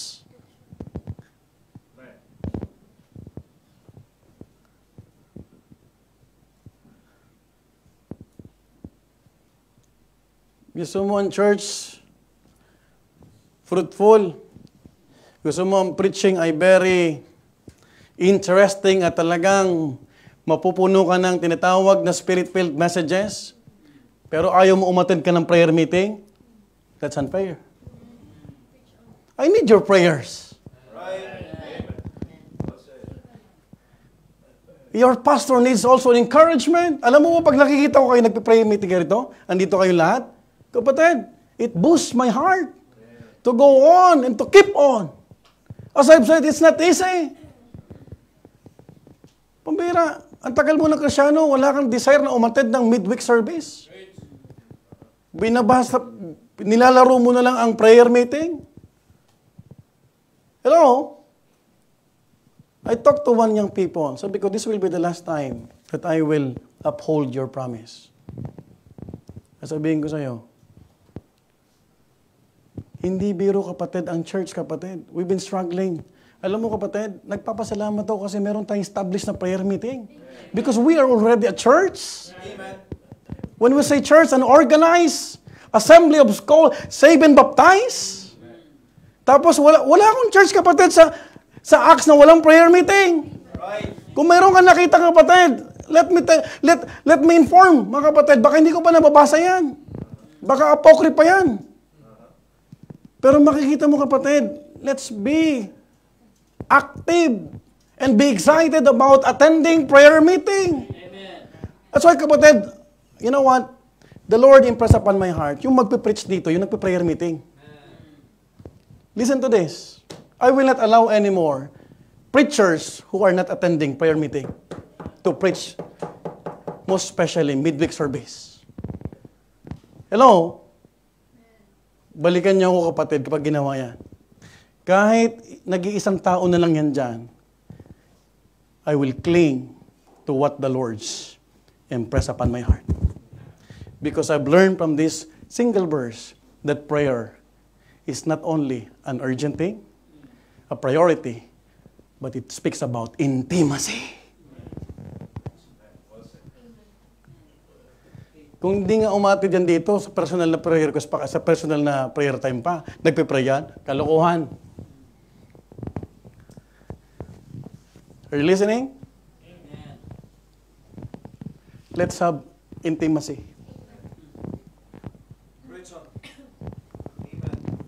Ayoko magbilang ng kapatid ng nahuhulog sa kasalanan. Alam mo, gusto kong bilangin yung mga kaluluwang naliligtas. Masarap magbilang noon. Masakit sa kalooban yung magbilang ilan na nalagas. Hello? You know what's the secret? Intimacy. Personal, intimate relationship with God. Kumusta yung relasyon mo sa Panginoon? You ask yourself, are you still intimate with God? Are you still feel His leading? Are you still empowered by the Holy Spirit? Are you still relying upon His grace? Whenever you pray, did you feel the presence of God? Mahirap mag-pray na hindi mo na naramdaman ang presensya ng Panginoon. Lokohan na lang yan. You know what? Jesus was followed by Peter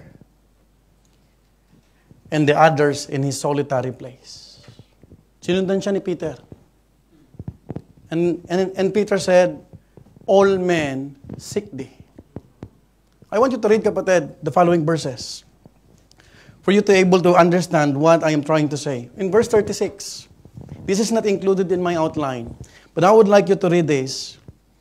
Verse 36, follow me, hanggang 38. And Simon and they that were with him followed after him. And when they had found him, they said unto him, all men seek for thee. And he said unto them, let us go into the next towns, that I may preach there also, for therefore came I forth. Now, kapatid, Jesus did not want to meet any other person before He meets God. First in prayer. Alam ng Panginoon, naniniwala ako na yung mga naghahanap sa Kanya mga tao, alam niya kung ano ang gusto lang nila kay Kristo. Right. Tama mo ba? Pero nung sinundan siya ni Peter dun sa isang solitary place, tahimik,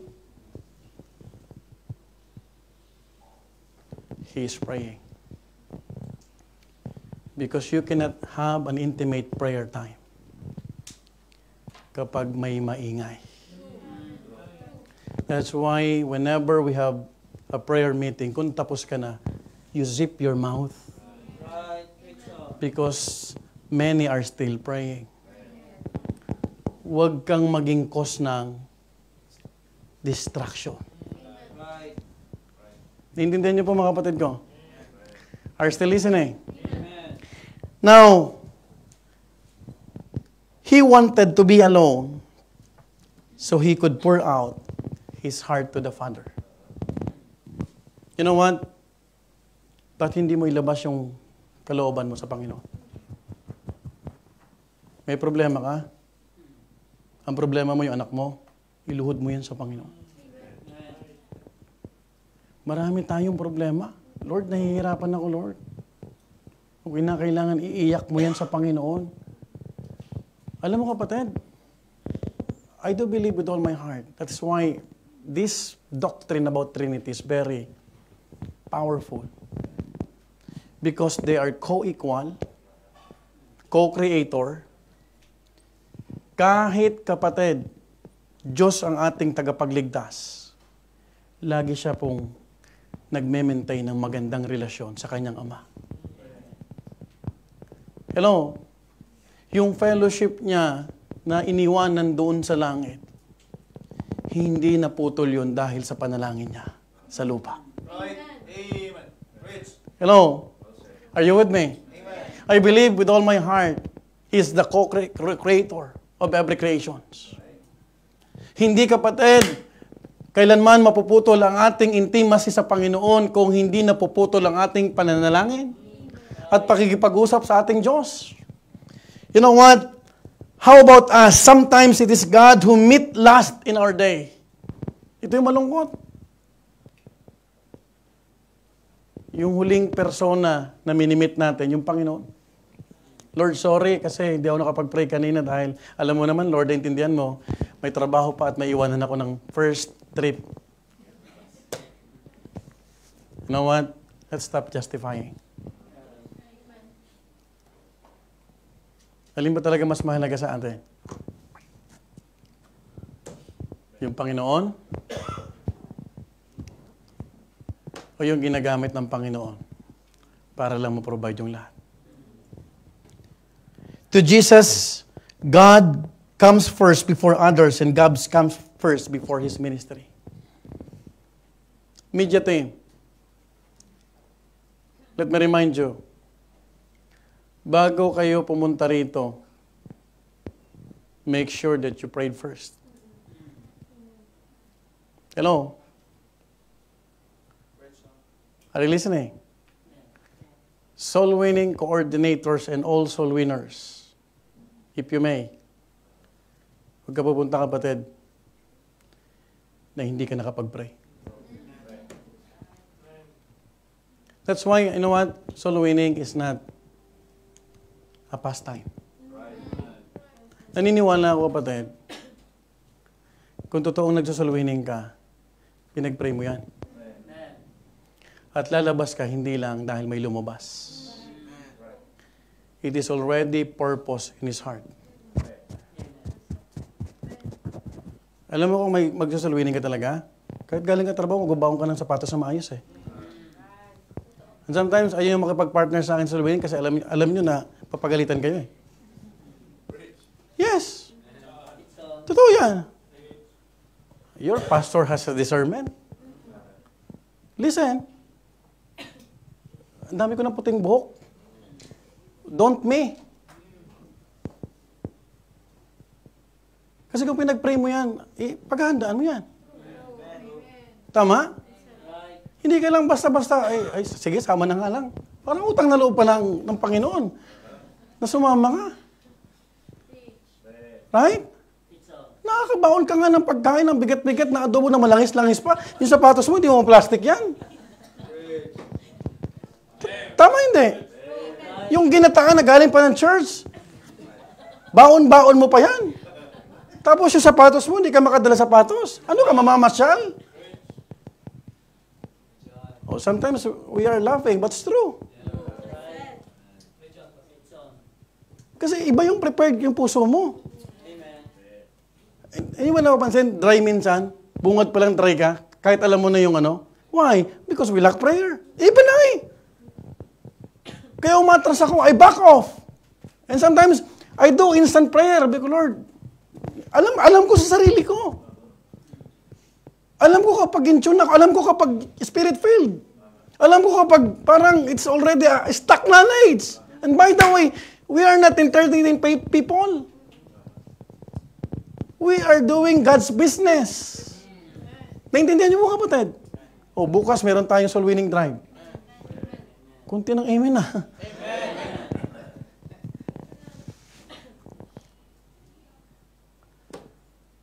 Prayer speaks about intimacy.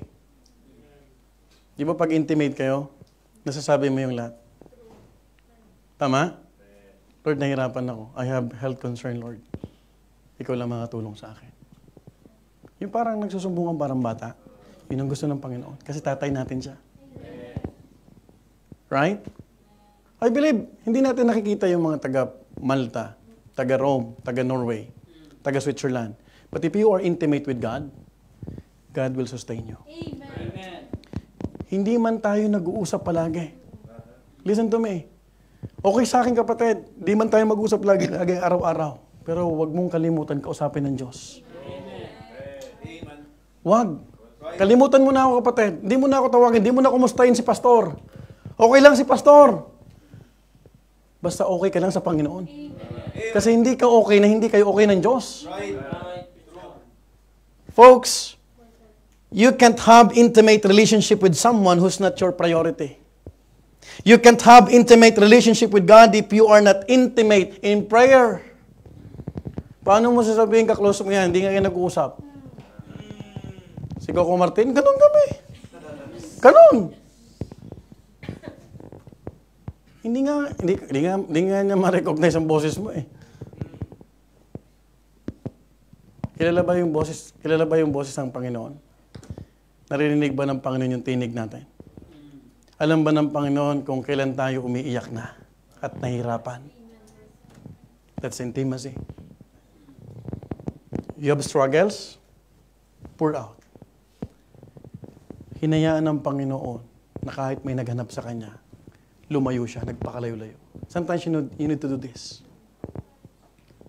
Because even your best friend cannot comfort you. Even your parents cannot understand you.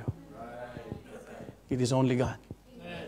Have a solitary place that you can meet God. Because when it happened, you will have not only a good vibes, but a godly motivation that you can move on by His grace. Pag nasumbong mo na, di ba ang bata nasasatisfy pag nakasumbong na? Tinitig ng bata. Daniel, sinong nakabasag? Ay talaga nag-aangatan. Nag-aamin na, pati si Jana tumatakbo. Di ba pag ang bata nakapag-open na, maluwag na sa kanila. Pero pag may tinatago pa, parang tayo. Pag may tinatago tayo, di ba hindi tayo mapakali? Pero pag na-open na natin sa Panginoon, pag alam natin, we ask forgiveness at napatawad tayo, wow! Masarap na ang ating pakiramdam. That's intimacy. I hope alam ng Panginoon kung ano at paano at kung kailan tayo nahihirapan. Imagine, there are many divers of sickness, casting devils. But He gave time to pray. Why? Because prayer is urgent. And prayer is priority. And prayer speaks about intimacy. Let's go to the Lord in prayer. Heads be bowed, eyes are closed. Father God in heaven, thank you, Father, for the message that you have imparted to us. Lord, we need this. Lahat po kami, Panginoon, ay subject ng mensaheng ito. We are all recipients of your rebuke, of your teaching and admonition. Lord, we have one common denominator tonight. As we have heard this message, we would like to desire, Lord, that we could pray also like how the Lord Jesus Christ is praying. Mangusap po kayo, Panginoon, hindi lang po nandito, kahit po yung mga nasa online. Nawa, Panginoon, ikaw po mag-convict sa bawat isa. Most especially, Panginoon, yung mga anak mo, Panginoon, na kahit isang beses, hindi pa nakaka-attend ng midweek service because hindi nila priority ang panalanginan. Lord, I am entrusting to you anumang nasa puso po ng bawat isa, mangusap po kayo. Pagpalain niyo po ang invitation na ito, Panginoon. While the piano plays softly, I will not stay longer in this invitation. But I don't know how the Lord spoke to you. In whatever part of the message that you have heard, would you like to come and talk to the Lord? Lord, I would like to pray like you, like Jesus.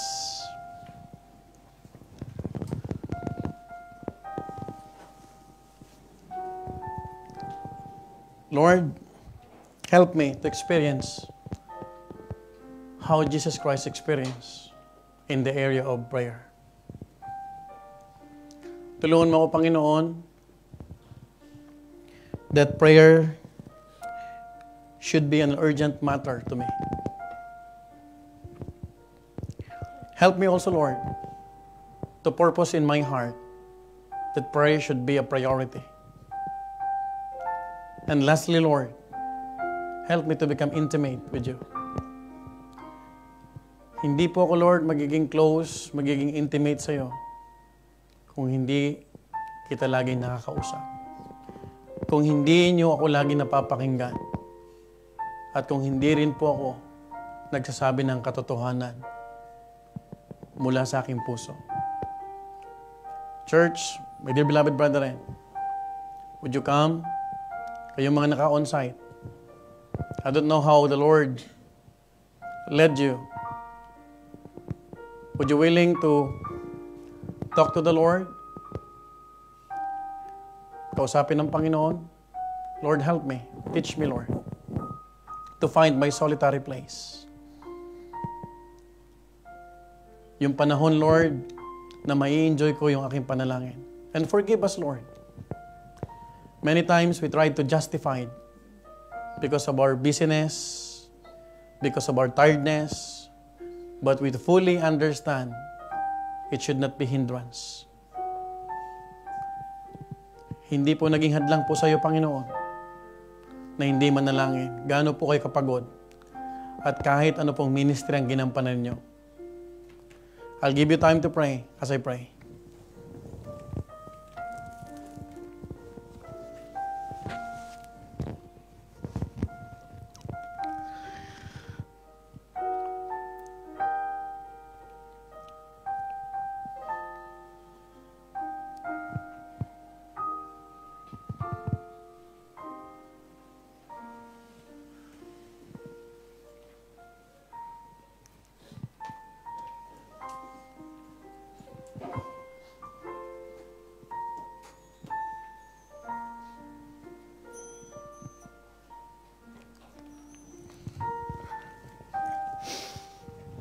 Father God in heaven, salamat po Panginoon sa matagumpayin na midweek service.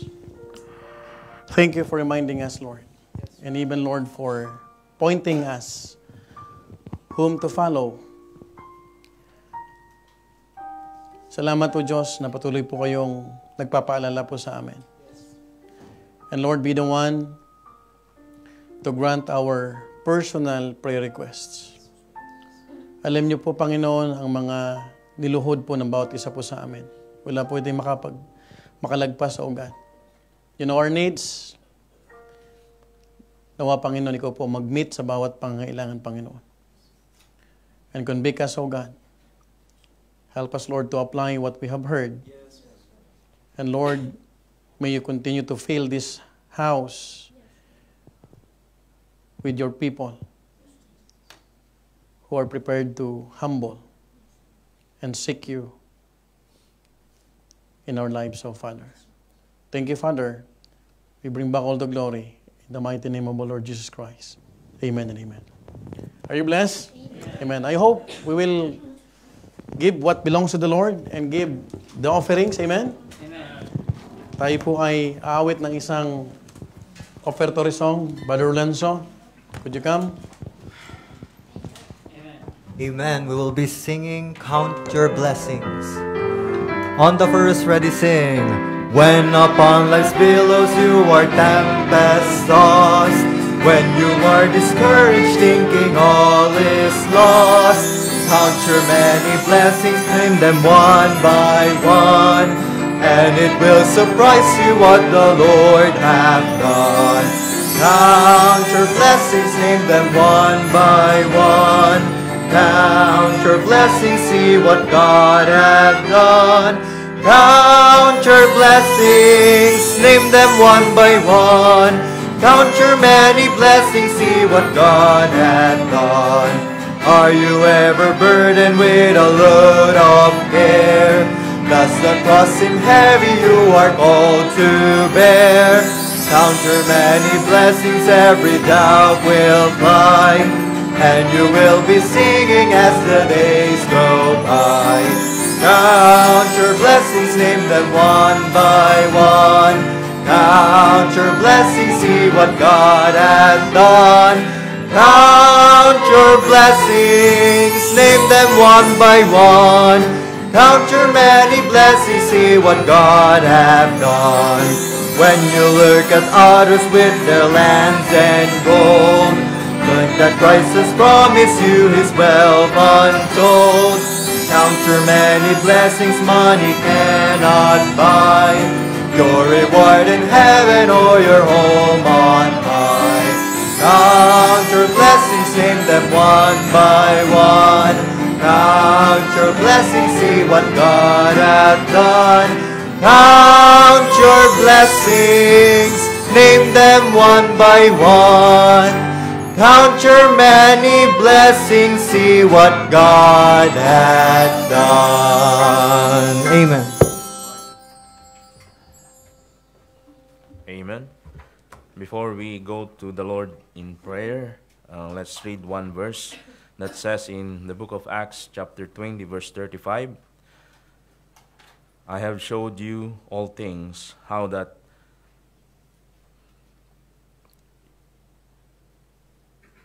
so laboring ye ought to support the weak, and to remember the word of the Lord Jesus, how He had said, it is more blessed to give than to receive. Let's go in prayer. Let's bow our heads and close our eyes. Most gracious Heavenly Father, once again we thank you in this very moment that you allow us to listen to your word, even, Lord, the opportunity to give. Lord, may you just bless all this giving, the tithes and offering, Lord, that we have gave tonight. Bless the hands that had the heart, Lord, to give. And even, Lord, we pray that all the things that we have learned tonight may really penetrate our hearts, Lord, our minds, that we could be able to use that these days, Lord, na magamit namin ito, Panginoon, sa mga natutunan po namin ito, Panginoon. Lord, thank you so much for using our pastor na nagbigay daan para makita namin ang prayer life po namin, Panginoon. Salamat sa reminder, salamat sa rebuke, salamat sa mga prinsipyo, Panginoon, na binahagi mo ngayong gabi. And help us na itong mga natutunan namin ito, Panginoon, ay we really do, Lord, na hindi lamang sa salita, bagkus sa gawa, Panginoon. And we appreciate, Lord, how much you cared for us because of these teachings na pinakita mo ngayong gabi. Thank you so much, Lord, for reminding us really how important our prayer life, Lord. Again, Lord, minsan pa, habang amin pong ilalapit muli ngayong gabi, ang amin pong mga prayer request tonight, help us, Lord, na gagawin po namin ito, not just to pray, but, Lord, help us na maramdaman namin ang iyong presensya na habang pinagpe-pray po namin lahat ng ito. And it is an opportunity for us, Lord, a privilege for us as a church na makita mo sa amin, Panginoon, ang sincerity sa bawat isa. Again, Lord, minsan pa, salamat sa gabing ito na pinagkaloob mo at niloob mo na kami po ay makapakinig ng mga katulad nitong mga mensahe. Again, Lord, minsan pa, i-bless mo ang mga giving po namin ito at magamit po nawa namin sa ikalalago pa ng iglesia. At again, we ask all these things in Jesus' name we pray. Amen.